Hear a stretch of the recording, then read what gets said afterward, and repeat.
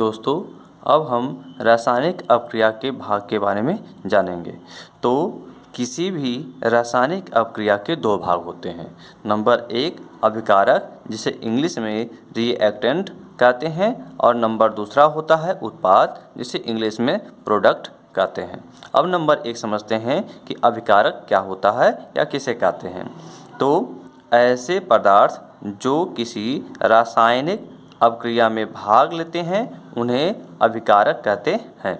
जैसे 2Na अर्थात sodium plus Cl2 अर्थात क्लोरीन,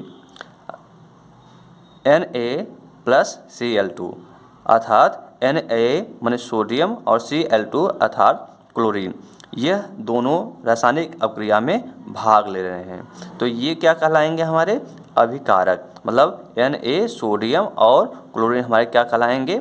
अभिकारक। और इधर अपक्रिया के फलस्वरूप हमें प्राप्त होता है 2NaCl अर्थात सोडियम क्लोराइड। अब हम नंबर दूसरा भाग समझते हैं। नंबर दूसरा भाग इसका है उत्पाद। अब उत्पाद देखते हैं किसे कहते हैं। ऐसे पदार्थ जिनका निर्माण रासायनिक अपक्रिया में होता है उन्हें उत्पाद कहते हैं। अर्थात जैसे CO मतलब होता है कार्बन मोनोऑक्साइड, Cl2 अर्थात होता है क्लोरीन। अब ये हमारे अभिकारक थे, अभी आपको बताया गया है ऊपर। ये अभिकारक हैं जो रासायनिक अपक्रिया के बाईं ओर लिखे गए हैं। अब इसके बाद यह तीर का निशान दिखाता है ये रासायनिक अपक्रिया प्राप्त हुआ किया जा रहा है यहाँ पे। उसके बाद हमें प्राप्त होता है COCl2 अर्थात कार्बोनिक क्लोराइड। अर्थात ये जो रासायनिक अपक्रिया में भाग लिए हैं ये हमारे अभिकारक हैं, और इनसे जो हमारा नया पदार्थ बना है अर्थात COCl2 मतलब कार्बोनिक क्लोराइड, ये हमारे उत्पाद हुए। अब हम ये समझते हैं कि रासायनिक समीकरण को लिखने की विधि क्या है। रासायनिक समीकरण को लिखने की विधि क्या है? तो रासायनिक समीकरण को लिखने की विधि है नंबर एक में है अभिक्रिया में भाग लेने वाले अभिकारकों को समीकरण के बाईं ओर और उत्पादों को समीकरण के दाईं ओर इनके और सूत्रों के रूप में लिखा जाता है। जैसा कि आप लोगों को अभी बताया गया है कि अपक्रिया मतलब ये हमारी जो है रासायनिक अपक्रिया हो रही है। रासायनिक अपक्रिया में क्या है कि CO प्लस Cl2 ये जो है हमारे अभिकारक हैं जो कि बाईं ओर लिखे जाएंगे। उसके बाद COCl2 मतलब कार्बोनिक क्लोराइड जो प्राप्त होता है, अर्थात यह अपक्रिया के मतलब ये दाईं ओर लिखे जाते हैं। और CO प्लस Cl2 ये अणुसूत्र हैं, अर्थात अणुसूत्रों के रूप में लिखा जाता है।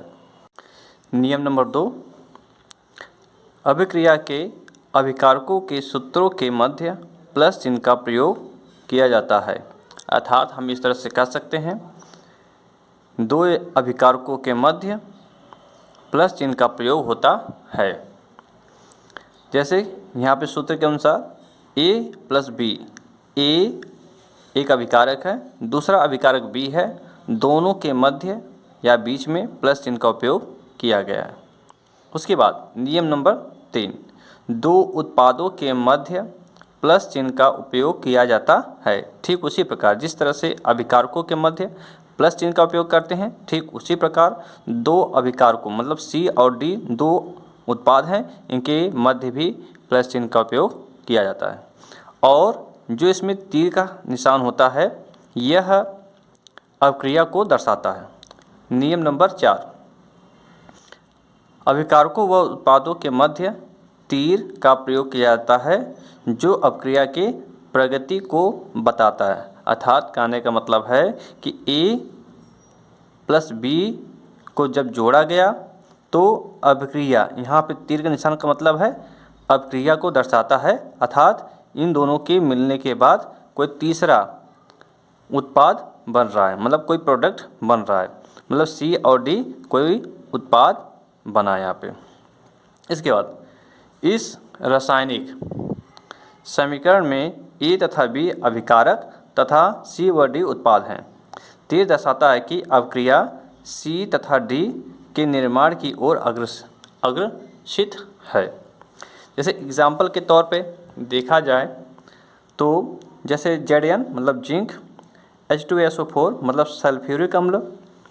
तीर का निशान दिखाता है कि इधर कोई अभिक्रिया के बाद कोई नया तत्व या नया उत्पाद बन रहा है, अर्थात ZnSO4 अर्थात हो जाएगा zinc sulphate plus hydrogen gas यहाँ पे निष्कासित होती है।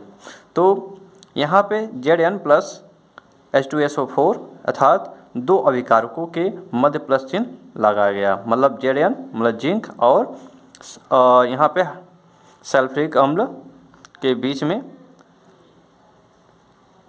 प्लस चिन्ह लगाया गया है।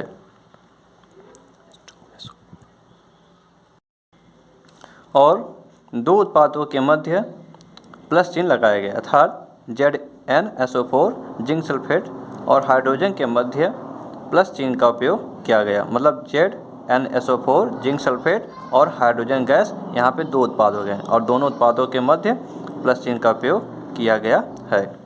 और आप लोग पहले बढ़ चुके हैं कि बाईं ओर जो होता है वह अभिकारक होते हैं और दाहिनी ओर जो होता है वह उत्पाद होते हैं।